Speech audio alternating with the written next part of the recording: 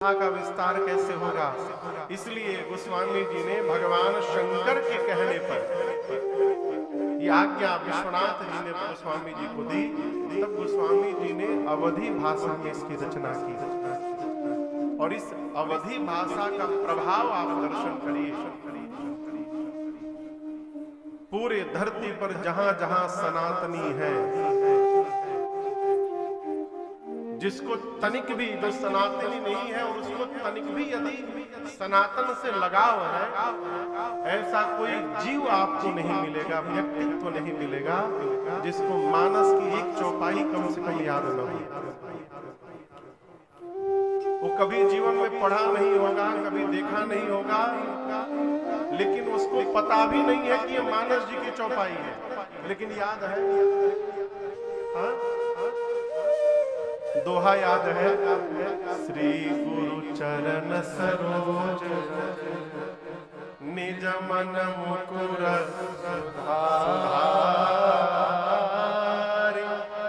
बरनौ रघुवर विमल जस जो दायक फल चारि। ये दोहा कहाँ का है कहिए? हाँ, तुलसीदास जी ने इसकी रचना सबसे पहले श्री अयोध्या कांड में की, बाद में यहाँ से उठा करके श्री हनुमान चालीसा जी में रख दिया गया। इसी प्रकार कई चौपाई, कई लोग तो गवई भाषा में कहते हैं, होई है ओहे जो राम रचि राखा है, होई ही सोई जो राम रचि राखा। लेकिन याद है ना कि कुछ नहीं याद है। मंगल भवन अमंगलहारी द्रवौ सुदशरथ अजित बिहारी। ये मानस जी की लोकप्रियता है। हम बहुत अच्छी कथा कहते हैं, ये अच्छी बात नहीं है। कथा कितने अधिक लोगों की समझ में आ जाती है, ये अच्छी बात है। अच्छा आप बताइए, हम कलकत्ता से आए, हमको बंगाली आते हैं, हम यहाँ बैठ के 3 घंटा बंगाली बोले, दुनिया की 10-12 भाषा बोले, आप पंडाल से बाहर निकल के ये कहेंगे महाराज जी बड़े विद्वान है, वो कई भाषा जानते हैं, लेकिन अंततः आपसे पूछा जाए कि आपको क्या समझ में आया, आप कहेंगे कुछ समझ में नहीं आया, बस गुगुल सुनते रहे। गोस्वामी जी ने मानस जी की रचना अवधि में की, 7 कांड लिखे, इसलिए बाल कांड के प्रारंभ में 7 श्लोक की रचना की। और सबसे पहले श्लोक में गोस्वामी जी कहते हैं, वर्णानाम अर्थ संधानाम रसानाम छंदसाम मंगलानाम च कर्तारो वंदे वाणी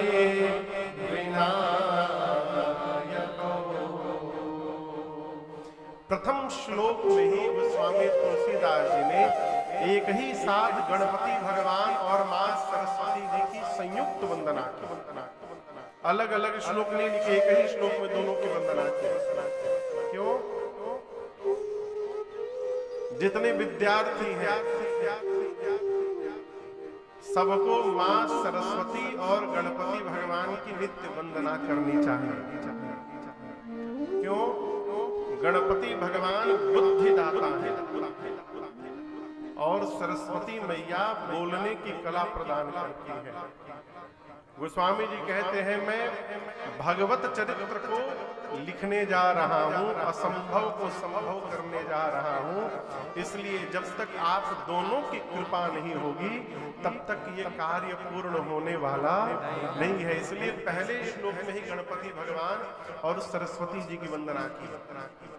दूसरे श्लोक में यहाँ दर्शन करिए, शंकर जी पार्वती मैया है, एक साथ वंदना करते हैं, भवानी शंकरौ वंदे श्रद्धा विश्वास रूपिणौ याभ्यां विना न पश्यन्ति सिद्धः स्वान्तः स्थवेश्वरम्।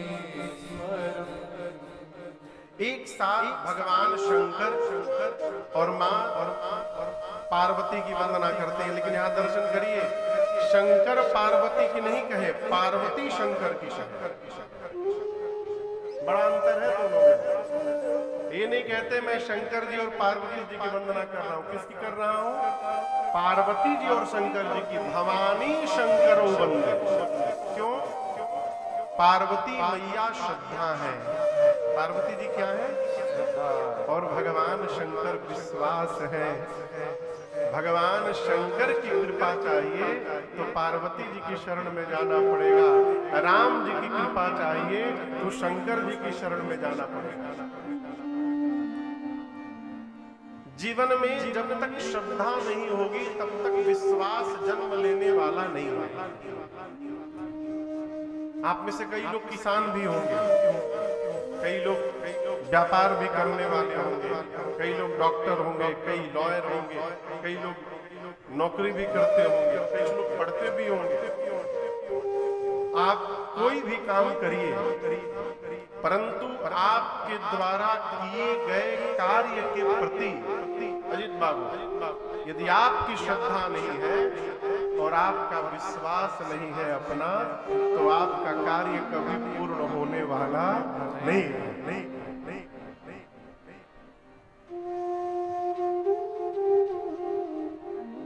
भगवान शंकर विश्वास के स्वरूप है और मां पार्वती श्रद्धा है। इसलिए गोस्वामी जी ने दोनों को संयुक्त वंदन किया। तीसरे श्लोक में भगवान शंकर के जगत गुरु स्वरूप का वंदन किया। वंदे बोधमयम नित्यम गुरुम शंकर। चौथे श्लोक में बाबा वाल्मीकि और हनुमान जी की वंदना की एक साथ। पांचवें में जगत जननी मां जानकी जी का वंदन करते हैं। छठवें में रघुनाथ जी का वंदन करते हैं। और सातवें अंतिम श्लोक में गोस्वामी जी कहते हैं, मैंने मानस की रचना कैसे की। बाबा कहते हैं, नाना पुराण निगमागम सम्मतम यद रामायण निगदितम स्वन्तः सुखाय तुलसी रघुनाथ गाथा भाषा निबंधमति मंजुल मातनो। गोस्वामी जी कहते हैं, मैंने रामचरितमानस की रचना कैसे की। नाना पुराण, कितने पुराण हैं? पुराण कितने हैं? जोर से कहिए। 18। वेद कितने हैं? 4। शास्त्र कितने हैं? 6। गोस्वामी जी कहते हैं 18 पुराण, 4 वेद, 6 शास्त्र और इनके बाद जितने रामायण हैं, इन सभी ग्रंथों के सार को निचोड़कर, सारांश को निचोड़कर और मैंने इस श्री रामचरितमानस की रचना की है। इसका अर्थ केवल रामचरितमानस को यदि पढ़ा जाए तो सभी ग्रंथों के पढ़ने का फल हमें स्वतः प्राप्त हो जाएगा। ये श्लोक यहाँ प्रमाणित करता है। एक से एक विद्वान महापुरुष हुए भारतवर्ष में। प्रातः स्मरणीय पूज्य श्री अखंडानंद जी महाराज, वो नित्य मानस जी को सुनते थे शाम को। किसी ने कहा, सरकार आप वेद क्यों नहीं सुनते, पुराण क्यों नहीं सुनते, भगवत गीता क्यों नहीं सुनते, रोज रामचरितमानस सुनते हैं? बोले, यदि 4 तरह के फल अलग अलग रखे हों और चारों का रस मिला के एक जगह रखा हो तो आप अलग अलग फल खाएंगे कि रस लेंगे? उसने कहा, हम तो रस पी जाएंगे। अखंडानंद जी बोले कि मैं भी रस ही पान कर रहा हूँ। सभी ग्रंथों के रस को निचोड़कर गोस्वामी जी ने रामचरितमानस जी में भर दिया है। सबके पढ़ने का फल केवल मानस जी को पढ़ने से प्राप्त हो जाएगा। 7 श्लोक लिखने के बाद पंचदेव उपासना में गोस्वामी जी ने 5 सोरठे लिखे। फिर वंदना क्रम, गुरु जी की वंदना किए, ब्राह्मणों की वंदना किए, संतों की वंदना किए, भगवत परिकर समाज की वंदना किए, राम जी के नाम की वंदना की। कलिकाल में हम और आप किस युग में जन्म लिए हैं पता है? युग कितने होते हैं? कितने? 5 ना? 4।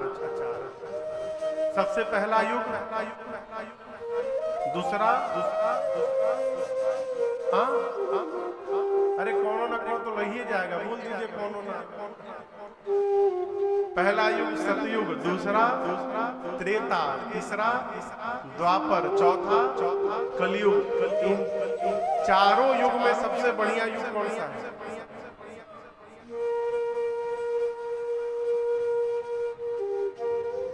एक तो बोल दिए कलयुग, आप लोग बोलिए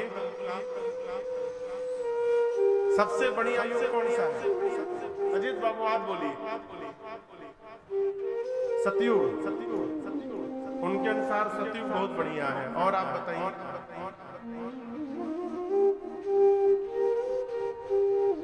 एक बात याद रखिएगा,